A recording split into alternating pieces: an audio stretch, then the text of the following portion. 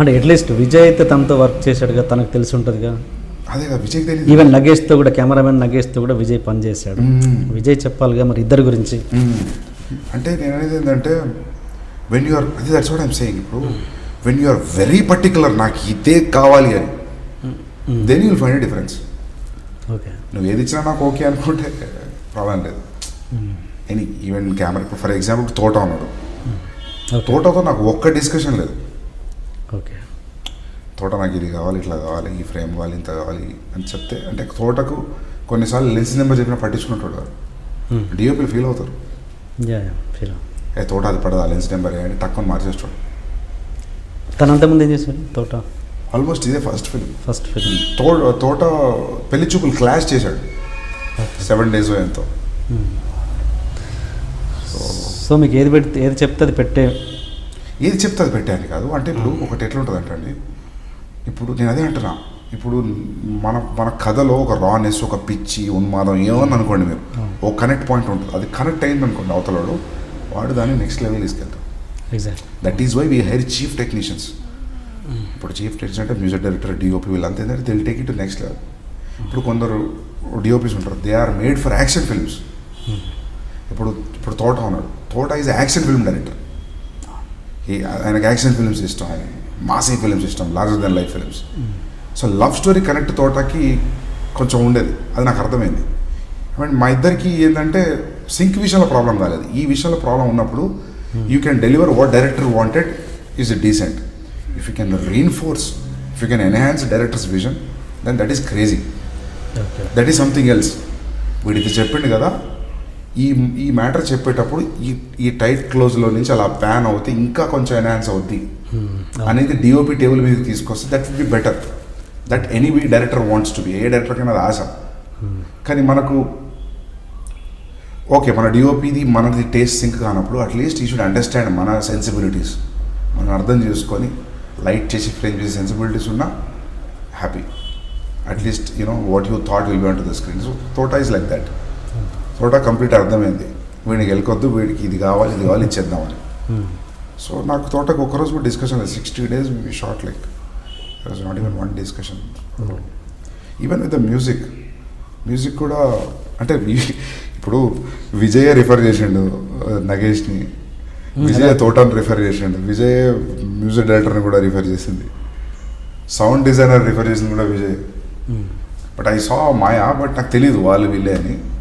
So కొన్ని click అయినాయి, కొన్ని పోయినాయి ఇట్లా. ఓకే, అందరూ బ్యాక్గ్రౌండ్ స్కోర్ గురించి చాలా మాట్లాడుకుంటున్నారు.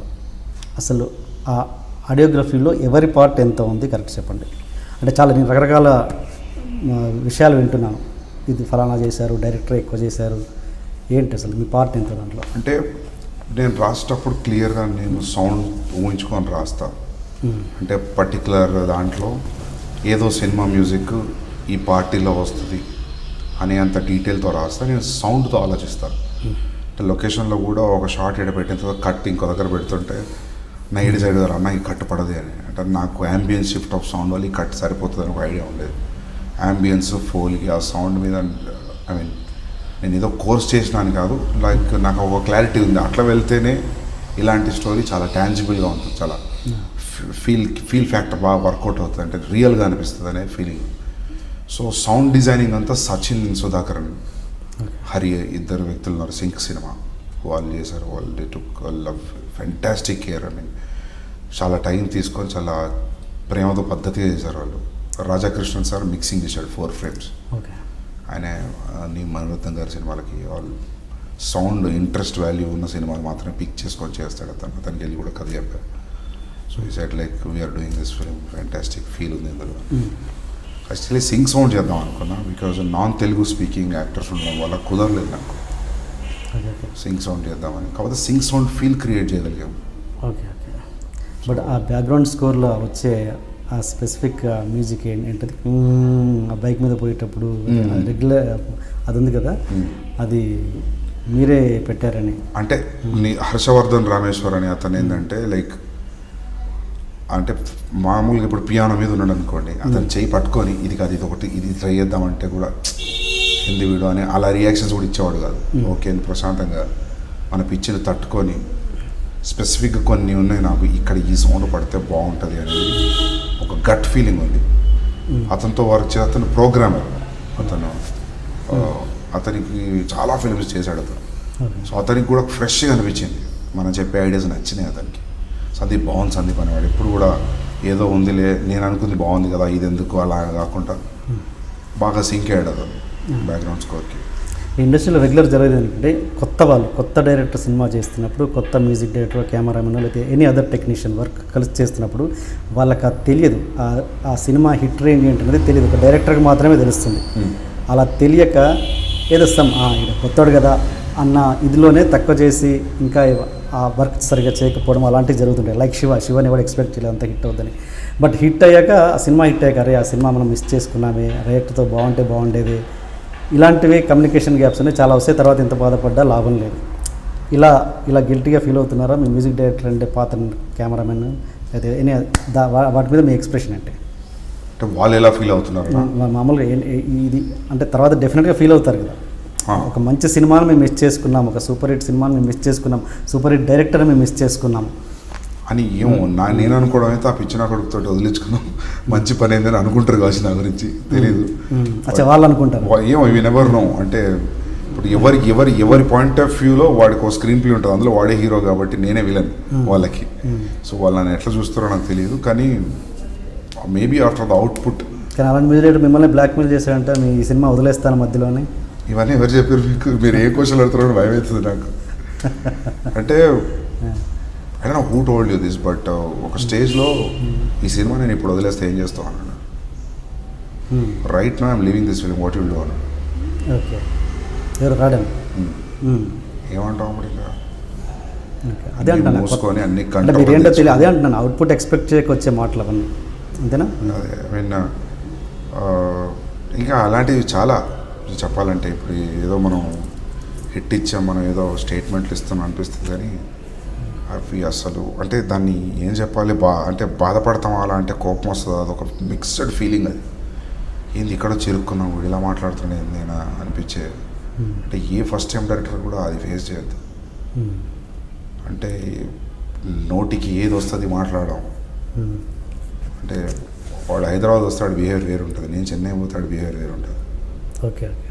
సో అది అంటే అది తను ఇంకా నాకు అడ్జెక్టివ్స్ లేవు ఏం జరిగిందని చెప్పడానికి. అంటే ఇప్పుడు నా ఫోన్ తీసి మెసేజ్లు చూపిస్తాను మీకు, స్క్రోల్ చేసుకుంటూ పోతే 40 మెసేజ్లు నాకు ఉంటాయి. Okay, Radhan please speak my call అనే మెసేజ్లు మీకు 40 చూపిస్తే. ఇప్పుడు ఒకరోజు ఫ్రస్ట్రేట్ అయిపోయి 4 months బ్యాక్ ఏం రాబోయింది, నా ఫోన్ ఎత్తపోయింది అంటే, నేను ఫోన్ ఎత్తను అనే డ్రామా నాతో మాట్లాడద్దు. Leave me a message, I will get back to you, I'm busy. ఇది డైలాగ్. అంటే ఇంకా మనకు కోపం వచ్చి ఆఫీసులో ఫ్రిడ్జ్ని పంచికొట్టి పిచ్చి లేచిన రోజులు చాలా ఉన్నాయి, ఏం చేయలేక. ఇక్కడ ఒకటి క్లారిటీగా అనుకుంటాను, ఏదన్నా నీ కోపము నీ ఆవేశం ఏదన్నా దీనికంటే bigger thing is your film. Yes. So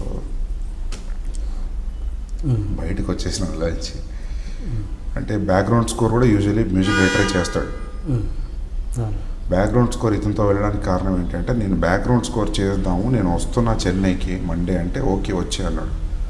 Monday ticket book చేసుకున్న తర్వాత లేదు మండే రాకు, నాకు మండే కుదరదు, వెడ్నెస్డే రా, నేను మండే హైదరాబాద్ వస్తున్నా అన్నాడు.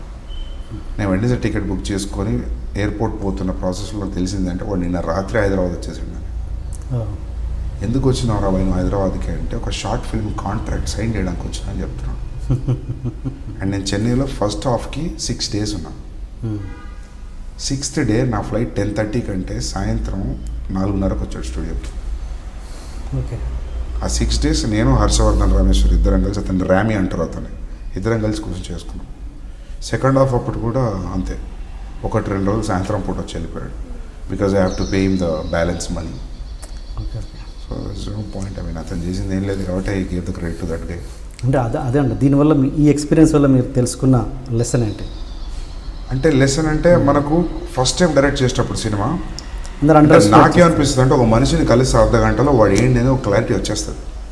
సిన్స్ యూఆర్ క్రియేటివ్ వే నీకు ఆ గెస్ ఉంటుంది. నాకు ఆ గెస్ కొట్టింది. నేనేమనుకున్నా మేబీ ఇలానే ఉంటారు కావచ్చు మ్యూజిక్ డైరెక్టర్లు. So what, everybody shouldn't be in your ego circle. ఆడికో సర్కిల్ ఉంటుంది, వాడు ఎలా ఉంటుంది అంటే పని చేస్తే చాలనుకున్నాను. నాకు సైన్ అయితే కొట్టింది.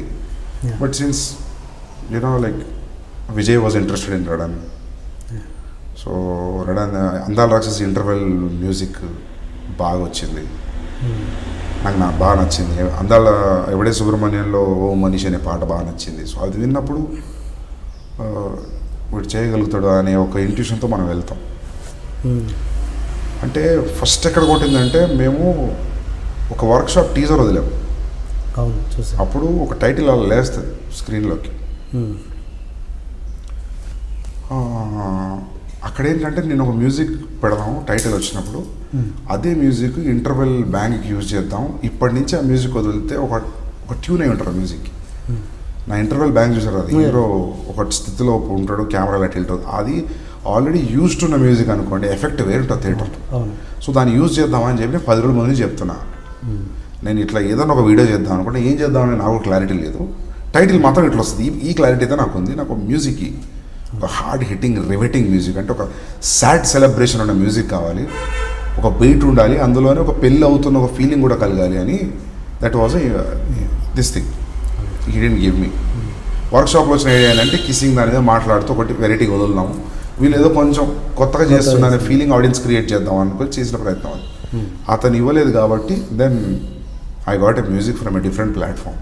So that entire interval chunk is nobody's hand, not even Harshavardhan's, not even Radhan's. నాకు ఎక్కడో ర్యాండమ్గా వింటూ ఉంటే దొరికిన track. Nagesh, DOP Nagesh computer తెచ్చాడు ఆఫీస్లోకి ఒకప్పుడు మేము ప్రీ ప్రొడక్షన్ చేసేటప్పుడు. సో అప్పుడు అతని మ్యూజిక్ దీంట్లో దొరికిన ట్రాక్ అది. Okay okay. సో అది మన మూడ్కి చాలా కరెక్ట్గా ఉంది. It's it, I used it. Okay.